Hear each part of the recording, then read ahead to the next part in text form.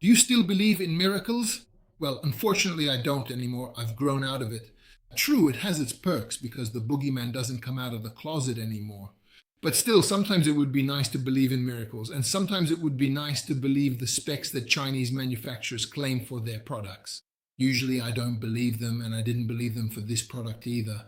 Well, essentially, that was a mistake. Okay, what's today's product? Well, today's featured product is the Ultimea F40 Skywave, or the Skywave F40 speaker family, which, as you can see, consists of quite a few different pieces, as we have a dedicated soundbar for the TV, additional rear satellites, and a powerful subwoofer too. When you look at it all together, this is a 5.1.2 system, which means it's not just a surround sound 5.1 system, but it has two extra up-firing speakers located right here on top of the soundbar. These are called ceiling speakers, and I'll explain exactly why later. But before I get into the specs, and of course tell you what it was like to use this gadget, we'll start with the accessories and unboxing because we got quite a lot with it. We have a relatively large box. The weight of this box is about 9 kilograms. It's absolutely packed with different things, and not just the speakers, but other parts as well, because we get a decent amount of cables. We have optical, we have HDMI, we have standard RCA plug. There are quite lengthy cables in there, so there is a lot of stuff inside. Besides that, of course, we have wall mounts and a remote control. So pretty much everything is included. We even get the wall plugs for installation, so we really have nothing to complain about. The unboxing itself is a truly delightful and satisfying experience because as you carefully unpack each piece of gear, you're unpacking exceptionally high quality items. There's substance to it. It's clearly not some slapped together thing, but a truly well thought out design. So the first impression is definitely good. It feels good to hold these things, and they look good too. There is some gilding on it, but it's more of an antique gold color, so it's not flashy, not very shiny, not very yellow or brassy gold, but a refined antique gold that really enhances the gear to make it look elegant. Let's take a quick look at the speakers we get. So we get two rear speakers, which, to put it mildly, are not very large. They are not very heavy either, and to put it mildly, they are made of plastic housings. So I didn't really expect much from these because they seem like pretty cheap items. Of course, they weren't quite that bad, but more on that later. We also get a subwoofer, which looks great. It has a large driver here, and there's a reflex port on the back too, so the sound really pumps out of it. No problems with this either. These subwoofers work perfectly fine. These subwoofers are more than capable of filling a medium-sized or even a slightly larger living room with rich, deep bass.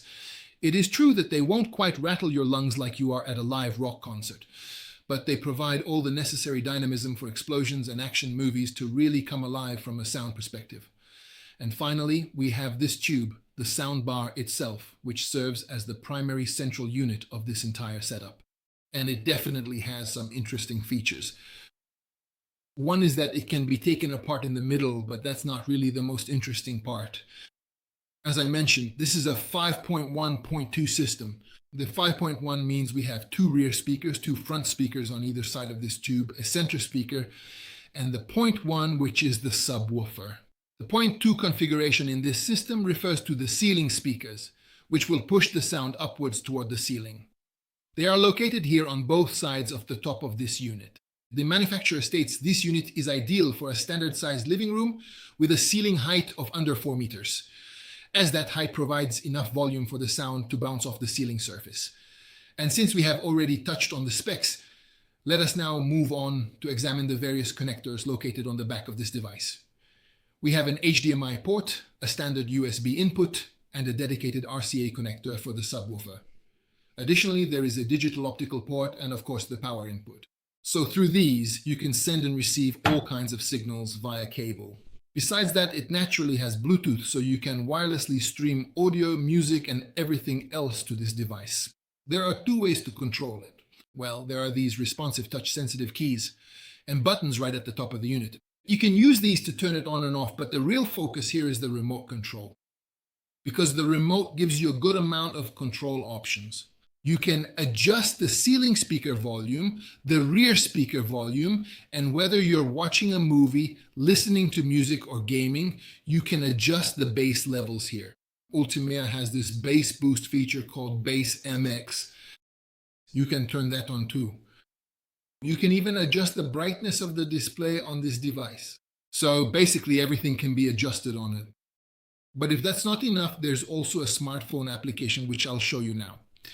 So the phone app is simple to use, but it still has everything we need. You can modify all of your settings directly through it. On the first and most important screen, we see the device itself.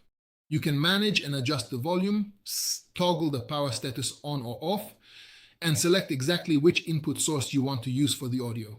Additionally, there is a setting right here where you can fine-tune the different sound profiles. This is the simpler window you see here next to me, because right here in this menu you can choose exactly which pre-programmed audio profile you want to use. You can choose from movie, music, voice, night, game, and sport modes. Furthermore, you can also adjust the tone settings across 3 distinct levels. You can adjust the mids, the bass, and the treble. So there really isn't a huge range of options here. Using the 2 adjustment sliders provided below, you can set the volume levels for the rear speakers and the ceiling speaker volume. This is the simpler user interface. There's also a more complex interface, which is under custom. Here you can already see that you can adjust many more types of tones, which allows for a more precise and detailed setting. By the way, we have full surround sound here too, so you can easily adjust the volume for the rear speakers and the ceiling speakers. What's even more interesting is that we have a style button here. Yes, and well, with this feature you can fine-tune and customize the quality of the sound with a limitless range of options. You can see the different sound profiles located in the corners of the screen. There is rock, subwoofer, pop, and classical music. And well, right here you can adjust which way we want to shift and balance this entire immersive soundscape. So here, essentially, we can say we have an unlimited, almost unlimited number of soundscapes we can set. Everyone has to experiment to see which one will be right for their home and their taste. And well, that's about it.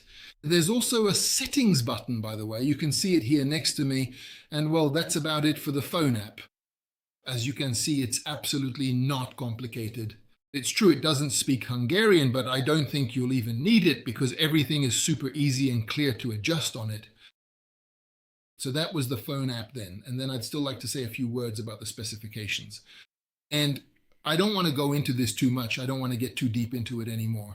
One thing that I definitely wanted to mention is that the manufacturer claims this whole thing is 460 watts. And well, obviously, you really shouldn't believe that. So the 460 watts is what's called PMPO. So the peak sound pressure this thing can put out, but that's meant for, say, milliseconds. It can't do 460 watts. I think this whole kit and caboodle is around 60 watts as it is. But in a normal apartment, in a normal living room, this 60 watts can already be enough, since the speakers are quite good here too. The subwoofer gives quite good dynamics, and well, the rear speakers are relatively good too, but I'm going to talk about that now, what my experiences were. So I first tried this whole setup out at night. And while this might seem strange, a night test is actually one of the best ways to show exactly how good this whole package can be. Because when you are blasting the speaker at high volume, that loud blasting can cover up a lot of technical flaws. The thumping subwoofer and the loud port noise often mask the details.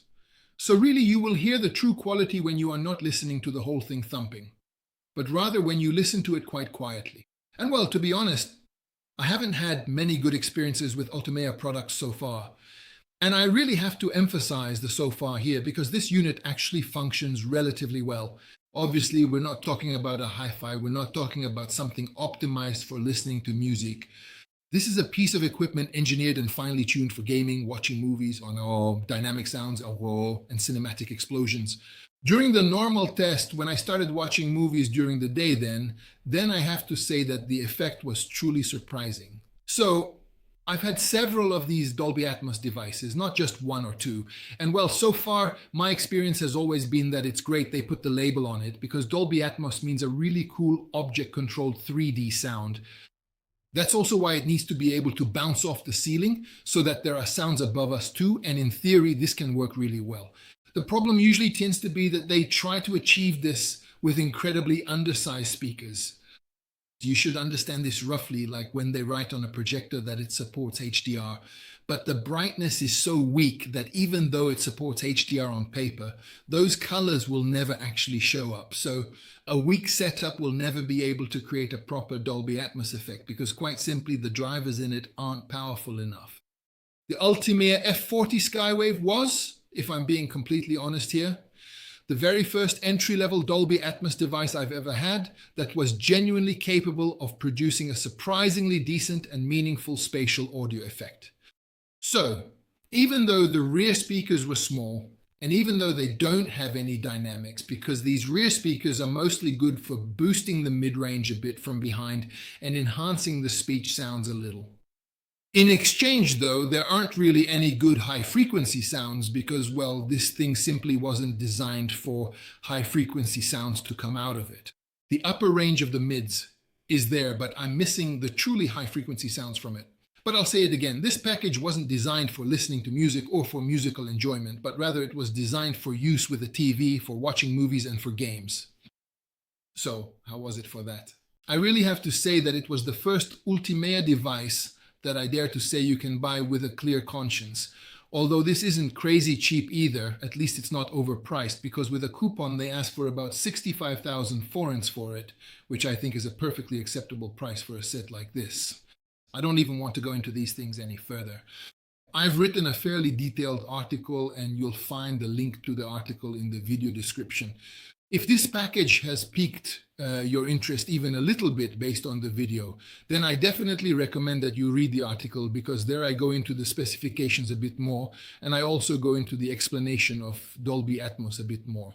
So the point is that I deal with the theory a bit more over there. So, if you like this thing based on the video, then definitely read this article as you'll find additional pictures and plenty of information in the article. Otherwise, of course, you'll find the coupon code in the article just as in the video description, with which you can buy it for 65,000 forints. And obviously the link to the purchase will be there too, where you can buy it for 65,000 forints. If you like this video, then be sure to check out one of the other two videos that are appearing right here on the screen next to me. Please consider giving it a thumbs up and come back because I will be returning very soon with even more reviews. Until then, take care and goodbye.